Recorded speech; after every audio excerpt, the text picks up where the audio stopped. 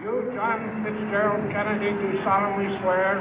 I, John Fitzgerald Kennedy, do solemnly swear. That you will faithfully execute the office of President of the United States. That I will faithfully execute the office of President of the United States. And will, to the best of your ability. And will, to the best of my ability. Preserve, protect, and defend the Constitution of the United States. Preserve, protect, and defend the Constitution of the United States. So help you God. So help me God.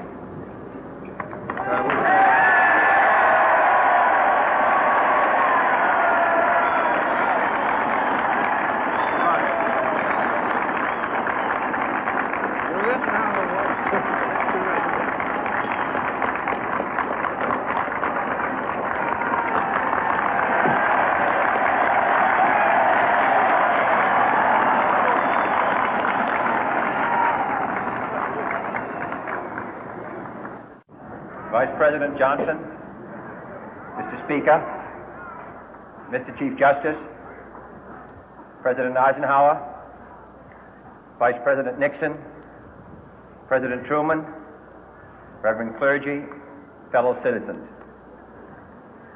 We observe today not a victory of party, but a celebration of freedom, symbolizing an end as well as a beginning, signifying renewal as well as change. For I have sworn before you and Almighty God the same solemn oath our forebears prescribed nearly a century and 3/4 ago. The world is very different now, for man holds in his mortal hands the power to abolish all forms of human poverty and all forms of human life. And yet the same revolutionary beliefs for which our forebears fought are still at issue around the globe. The belief that the rights of man come not from the generosity of the state, but from the hand of God. We dare not forget today that we are the heirs of that first revolution.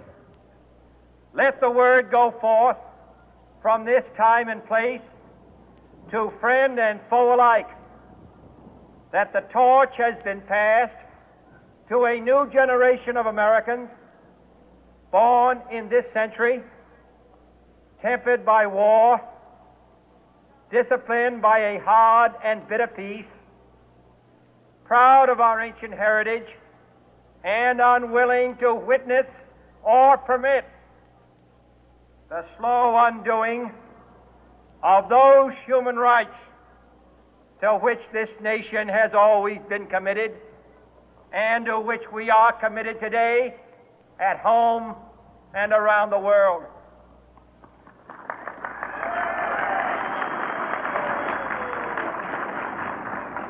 Let every nation know, whether it wishes us well or ill, that we shall pay any price, bear any burden, meet any hardship, support any friend, oppose any foe to assure the survival and the success of liberty.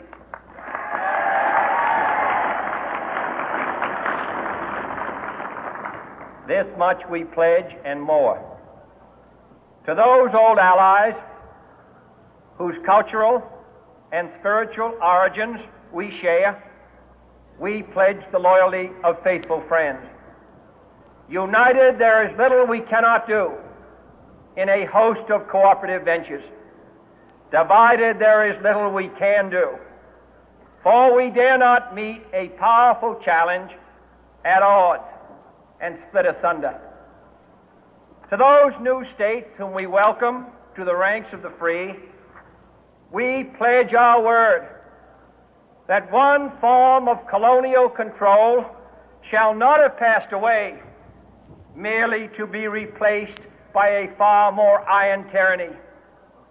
We shall not always expect to find them supporting our view, but we shall always hope to find them strongly supporting their own freedom, and to remember that in the past, those who foolishly sought power by riding the back of the tiger ended up inside.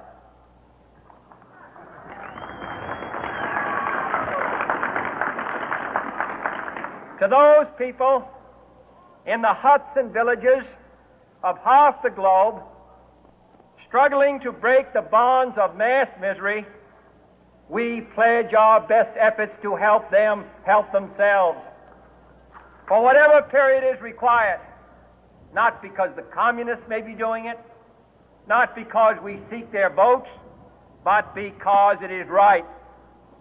If a free society cannot help the many who are poor, it cannot save the few who are rich.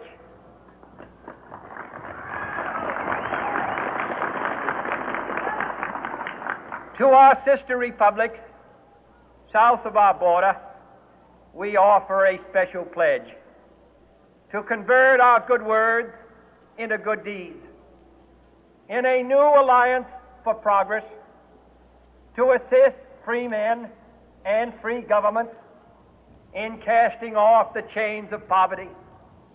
But this peaceful revolution of hope cannot become the prey of hostile powers. Let all our neighbors know that we shall join with them to oppose aggression or subversion anywhere in the Americas. And let every other power know that this hemisphere intends to remain the master of its own house.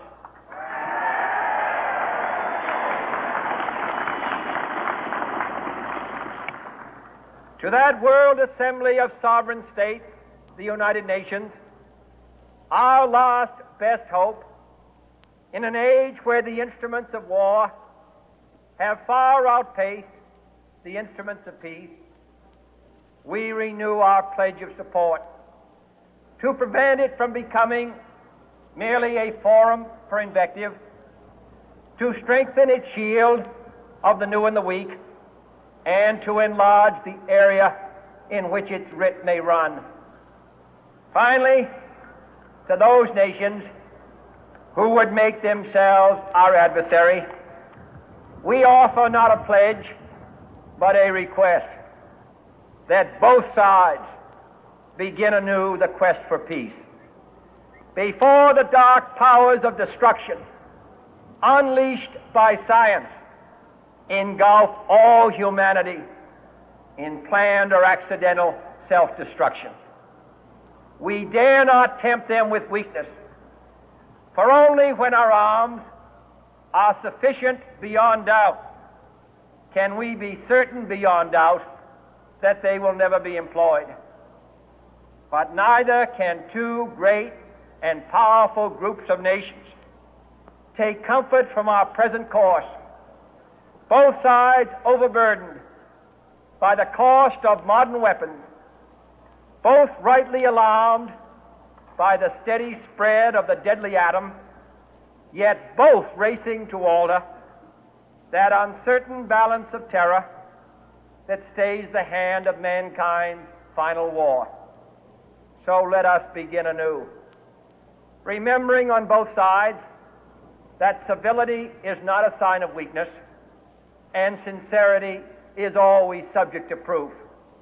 Let us never negotiate out of fear, but let us never fear to negotiate.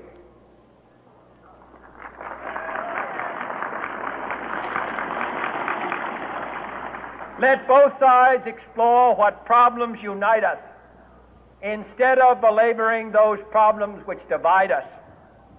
Let both sides, for the first time, formulate serious and precise proposals for the inspection and control of arms, and bring the absolute power to destroy other nations under the absolute control of all nations.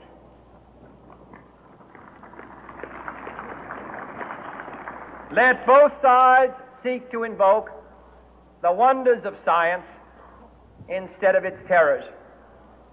Together, let us explore the stars, conquer the deserts, eradicate disease, tap the ocean depth, and encourage the arts and commerce. Let both sides unite to heed in all corners of the earth the command of Isaiah to undo the heavy burden and let the oppressed go free. And if a beachhead of cooperation may push back the jungle of suspicion, let both sides join in creating a new endeavor, not a new balance of power, but a new world of law, where the strong are just and the weak secure and the peace preserved. All this will not be finished in the first 100 days, nor will it be finished in the first 1,000 days, nor in the life of this administration, nor even perhaps in our lifetime on this planet. But let us begin.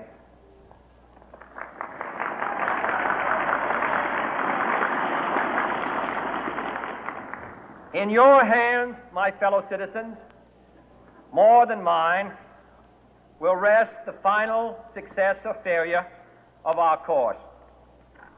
Since this country was founded, each generation of Americans has been summoned to give testimony to its national loyalty. The graves of young Americans who answered the call to service surround the globe. Now the trumpet summons us again, not as a call to bear arms, though arms we need, not as a call to battle, though in battle we are, but a call to bear the burden of a long twilight struggle, year in and year out, rejoicing in hope, patient in tribulation, a struggle against the common enemies of man, tyranny, poverty, disease, and war itself. Can we forge against these enemies a grand and global alliance, north and south, east and west, that can assure a more fruitful life for all mankind? Will you join in that historic effort?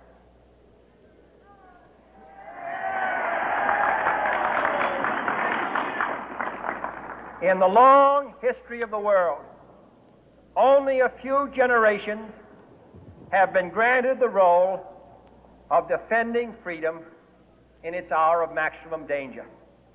I do not shrink from this responsibility. I welcome it.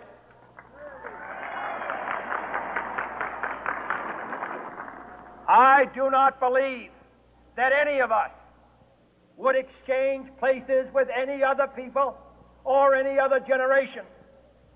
The energy, the faith, the devotion which we bring to this endeavor will light our country and all who serve it. And the glow from that fire can truly light the world. And so, my fellow Americans, ask not what your country can do for you. Ask what you can do for your country.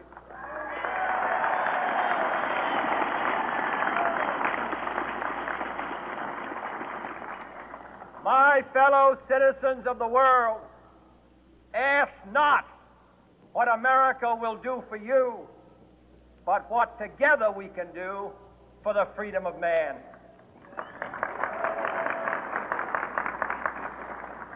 Finally, whether you are citizens of America or citizens of the world, ask of us here the same high standards of strength and sacrifice which we ask of you. With a good conscience, our only sure reward, with history the final judge of our deeds, let us go forth to lead the land we love, asking His blessing and His help, but knowing that here on earth, God's work must truly be our own.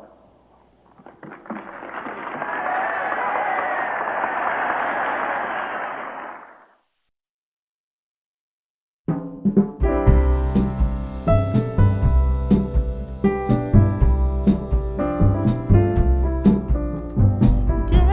the hall